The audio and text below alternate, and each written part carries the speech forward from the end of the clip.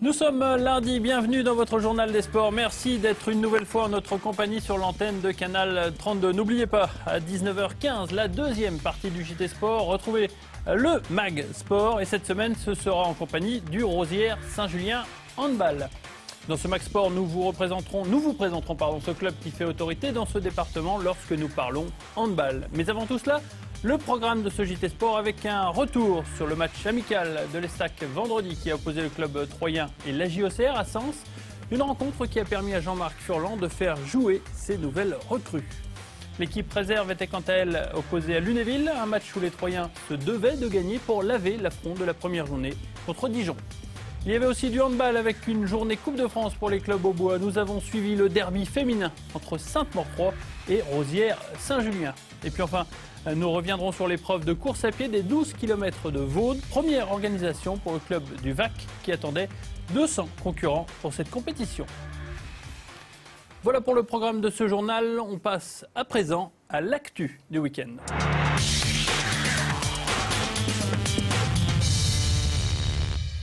Même si ce n'était qu'un match amical, cette rencontre entre l'Estac et la JOCR à Sens permettait tout d'abord de garder le rythme d'un match par semaine pour les Troyens, mais aussi le moyen de faire quelques essais sur le terrain. On a ainsi pu observer Fabien Camus et Maxime Collin, les dernières recrues, jouer leur premier match avec l'Estac. Hormis ce geste un peu fou de l'Auxerrois Ntep sur le Brésilien Marcos, ce match, qui était bien amical entre les deux équipes, n'aura pas permis toutefois d'apprendre beaucoup de choses à la formation de Jean-Marc Furlan, si ce n'est qu'une nouvelle fois les Troyens n'ont pas eu le réalisme offensif escompté. Si on était venu faire un résultat ici, je n'aurais pas protégé mes cadres très rapidement.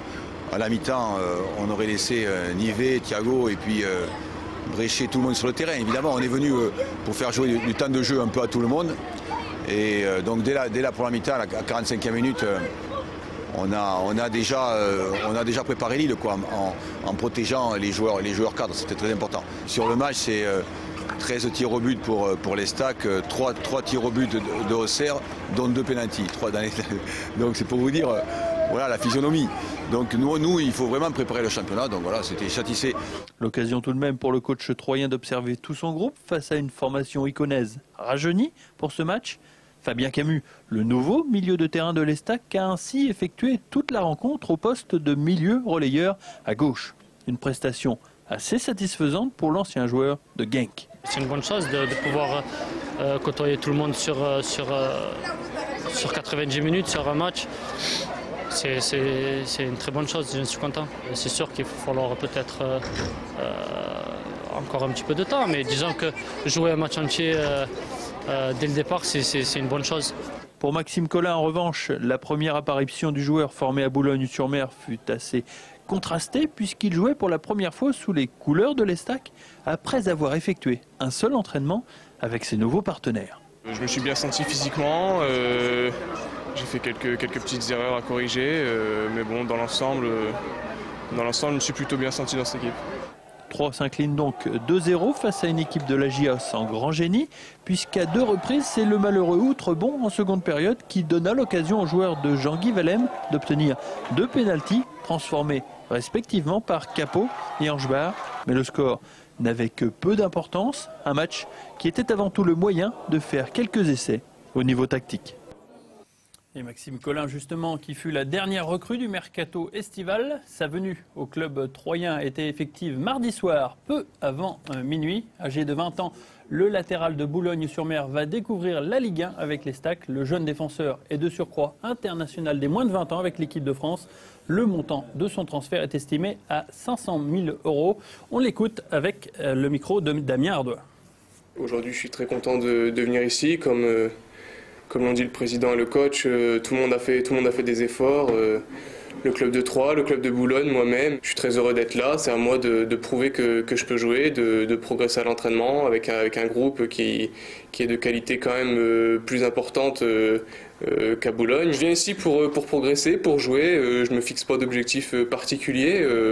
J'ai envie de jouer le plus de matchs possible forcément. Donc après, il y aura de la concurrence. Je vais montrer ce que je sais faire. Je me dis pas, bon, cette année, il faut que je joue tant de matchs. C'est pas comme ça que ça se passe, je pense. Je vais faire ce qu'il faut aux entraînements, je vais me donner à fond et puis après on verra ce qui se passera. Je vous propose de gagner des places pour le match de l'Estac face à Toulouse le 29 septembre prochain. Pour gagner, il vous suffit de taper sur votre téléphone le mot club au 71 003, le mot club au 71 003. Vous pouvez gagner 6 places pour le Stade de l'Aube. Vous serez peut-être tiré au sort. Toujours dans le football, mais en CFA2 cette fois. Il y a 2 semaines, l'Estac B avait entamé son championnat par une défaite qualifiée d'inacceptable par Jean-Marc Furlan. Après avoir relevé la tête lors du match à l'extérieur la semaine dernière, les Troyens se devaient à présent d'enchaîner pour rester dans le haut du classement. S'il fallait établir un pourcentage de la possession de balles troyenne face à Lunéville en première mi-temps, cela frôlerait les 80% tellement l'équipe de Philippe Pinson a dominé son sujet face à une équipe de Lorrain venue avant tout pour défendre. Malgré plusieurs tentatives donc en première période, les coéquipiers de Moussa Simaga ne trouvent pas l'ouverture. 0-0 à la mi-temps, on se dit que cela va être bien compliqué pour les Aubois en seconde période, mais la situation va se débloquer au bout de 2 minutes seulement après cette faute sifflée sur Jean en pleine surface de réparation. Le pénalty est transformé par le capitaine de la CFA2, Moussa Simaga.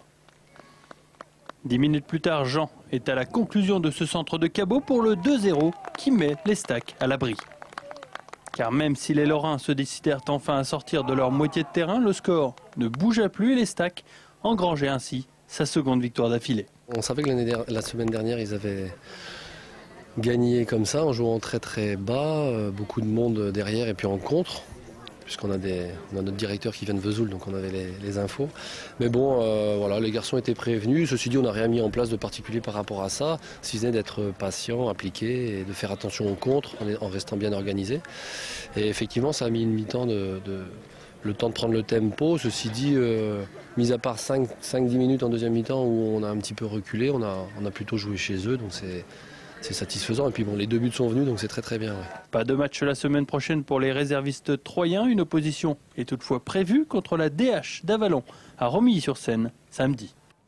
Les résultats du championnat de France de CFA2, Dijon et Saint-Louis-Nevègue se sont imposés respectivement donc sur leur terrain et à l'extérieur, ce qui donne au classement Dijon toujours en tête avec donc 3 victoires en 3 matchs en compagnie de Saint-Louis-Nevègue. L'Estac B est 5e du classement.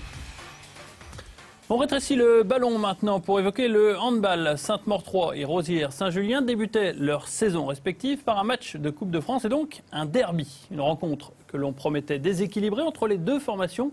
Mais c'était mal connaître le fighting spirit Senseo Cailletin. Privé de nombreuses joueuses pour cette rencontre de Coupe de France, Diane Marage, l'entraîneur du Sainte-Maure 3 handball, savait que ce match face à Rosières-Saint-Julien serait particulièrement difficile à mener. Et pour cause, les Morasso-Troyennes n'avaient dans ces cages qu'une unique gardienne inexpérimentée. Et pourtant, lors de cette première mi-temps, les partenaires d'Anka Djurdju firent la différence tant en défense qu'en attaque. Si bien qu'en milieu de première période, avec 5 buts de retard, Cathy Mayeyo se demanda à quelle sauce son équipe allait être mangée. Ça partait dans tous les sens, on ne savait plus à ce moment-là, j'ai posé le temps mort. On a réussi quand même à limiter la casse et à maintenir cet écart de 3-4 buts sans prendre complètement l'eau. Je pense que si à la mi-temps on avait eu -8, -9, là je pense que le score à la fin de la rencontre aurait été quand même assez catastrophique. Heureusement, ces filles étaient trop heureuses de jouer ce derby. Elles affichèrent une volonté de fer pour ne pas couler à pic devant l'ogre maurassien. À la mi-temps, elles n'ont que 3 buts de retard, 16-13. Mais le même scénario se déroule en seconde mi-temps avec une équipe de Sainte-Maure 3 déroulant non sans mal son jeu. Les Rouges sont à la peine sur la base arrière, mais avec l'expérience, les filles de Diane Marage trouvent toujours la faille. Le courage Senseo Cailletin ne suffira donc pas et les Verts s'inclinent à domicile 27-23 malgré un bon retour en fin de match. Même si c'était dur, on s'était dit de toute manière de ne pas baisser les bras. On s'attendait à avoir une équipe difficile. Très difficile même, mais le but du jeu c'était de ne pas baisser les bras, de ne pas regarder le score et quel que soit le score, même s'il y avait un grand écart, de jouer et garder la tête haute, lucide et de jouer notre jeu, quel que soit le jeu d'en face. Dans le camp Morasso-Troyen, on se félicitait de la qualification, mais on ne pouvait s'empêcher de pointer du doigt quelques errements entrevus. Ce qui est dommage, c'est qu'on n'ait pas pris un peu plus sérieusement ce match-là dans la semaine de préparation. Maintenant, la motivation, c'est sûr que c'est pas la même, il ne faut pas se leurrer, mais on n'a rien sans rien, quoi. On travaillera, il faut travailler vraiment. La semaine prochaine, les deux équipes entament leur championnat respectif. Sainte-Maure 3 se déplace dans le Gard alors que les joueuses du RSJH se rendent à Yutz en Alsace. Après l'ouverture de la saison la semaine dernière à Saint-Mémin, les mordus de course à pied pouvaient découvrir cette année les 12 km du Vaudois. Nouvelle course inscrite au calendrier et organisée par le Vaud Animation Courir. Une épreuve qui a visiblement charmé les compétiteurs puisque 200 coureurs ont répondu à l'appel des Vaudois, dont les meilleurs spécialistes. Comme à Saint-Mémin, pas beaucoup de prétendants à la victoire du 12 comme du 4. Le chapelain Anthony Schneider se retrouvait donc bien seul pour effectuer les 12 km du parcours du Vaudois.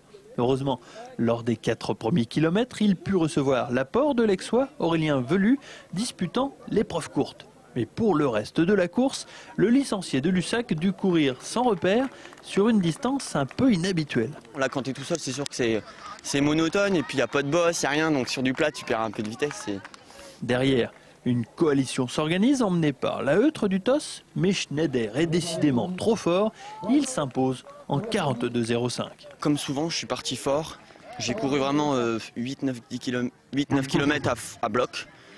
Puis après, j'avais une grosse avance, j'avais peut-être 2 minutes. Alors du coup, les 2 derniers kilomètres, je cours quasiment plus. Je finis tout en relâché là, pour récupérer en gérant derrière, quoi. Florence Vandeval concourait elle aussi chez les féminines. Et le moins que l'on puisse dire, c'est que la tossiste a impressionné tout le monde. En dedans, lors de la course CIMAT, Vandeval n'a pas reproduit la même erreur en partant sur un rythme plutôt tranquille. Résultat, elle domine la course en rivalisant avec les garçons puisqu'elle termine 7e du scratch en moins de 45 minutes. J'étais partie en tête, vraiment partir doucement, gérer mon départ et pas trop m'enflammer comme la semaine dernière. Donc non, là j'ai plutôt eu peur d'être partie trop doucement. Mais bon, après quand j'ai vu que j'étais avec tous les garçons avec qui je cours habituellement, j'ai vu que ça roulait, quoi. J'ai pas regardé le chrono parce que c'était pas... Alors soit j'ai pas vu, soit c'était pas marqué. Mais je me suis dit, bon allez, fais ta course, regarde pas le chrono. De toute façon, c'est pas un 10 officiel, c'est pas... Voilà, il y a rien de bien concret. Donc vas-y, fais ta course. J'ai essayé de faire un bon entraînement. Et puis voilà, le chrono à l'arrivée est plutôt bon. Donc voilà, c'était le principal. Il faudra ajouter 3 km de plus pour l'épreuve chapelaine de l'escargot le 30 septembre prochain avant de penser au Tour du Bouchon de Champagne une semaine plus tard. Allez, je vous propose de passer au bonus de cette émission.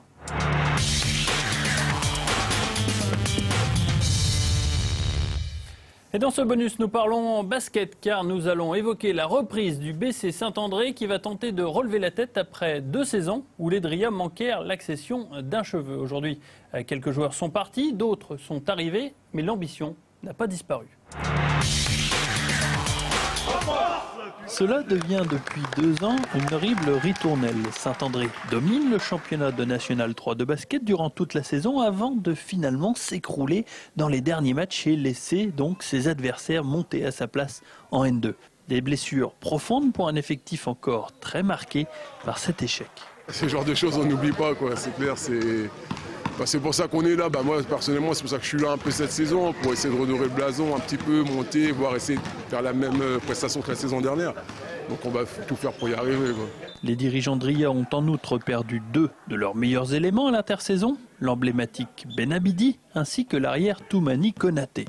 Heureusement, le staff du BCSA a su pallier ces départs en recrutant intelligemment et à moindre coût, puisqu'ils ont trouvé un travail à leur nouvelle recrue, Mickaël Laurent, un joueur très expérimenté à la mentalité exemplaire. C'est vrai que j'ai joué plus haut, j'ai joué en National 2, en National 1. Après, c'est vrai qu'il y a aussi les opportunités du marché. Je cherche aussi à travailler à côté, donc là j'ai trouvé un boulot à côté. Donc, puis je viens d'être papa, donc je vais avoir un peu plus de temps aussi pour mon fiston. Donc non, c'est super, ça concilie tout, le basket, le boulot, la famille. C'est l'idéal pour moi. Cela ne fait pas pour autant grimper les ambitions d'Olivier Perrin, qui se montre comme souvent très modeste dans les rêves d'accession de son club. Je pense vraiment cette année on est encore dans une poule différente, une poule qu'on ne connaît pas trop, à part les 2 équipes champenoises, mais qui est réputée quand même très très forte, avec des équipes qui ont énormément recruté, qui ont beaucoup d'argent, des fiefs du basket hein, dans le Nord. Donc ça va être vraiment un championnat très difficile où il n'y aura aucune équipe facile. L'année dernière, on a beau dire, même si le haut de tableau était intéressant, il y avait des bonnes équipes. Bon, les équipes de bas de tableau comme Nancy, Auxerre, Ludre, enfin, sans vouloir les dénigrer, c'était quand même un ton en dessous. Là cette année on n'aura aucune équipe facile, donc il va falloir être vraiment rigoureux et puis très consistant et puis réussir dans la durée. Une équipe de Riad déjà très affûtée, comme le montrent ses matchs de préparation. La formation d'Olivier Perrin s'est même permis le luxe d'épingler Saint-Dizier, équipe de National 2, à son tableau de chasse. Allez, l'agenda pour terminer ce journal avec dès samedi le retour de la Ligue 1. Les Stacks rencontrent le LOSC à 17h au stade de l'Aube. Horaire inhabituel, mais c'est sur Canal+. Samedi, toujours du handball avec la Nationale 3 de l'État qui rencontre le Kremlin-Bicêtre. C'est à 20h30 à la salle Omnisport. Et puis enfin, toujours du handball avec dimanche de la N3 aussi. Romilly rencontre Thionville à 16h à la salle Bardin-Gousseret. Voilà, ce journal est terminé. Je vous remercie de l'avoir suivi. Je vous donne rendez-vous dans quelques instants pour le Max Sport en compagnie du Rosières Saint-Julien Handball.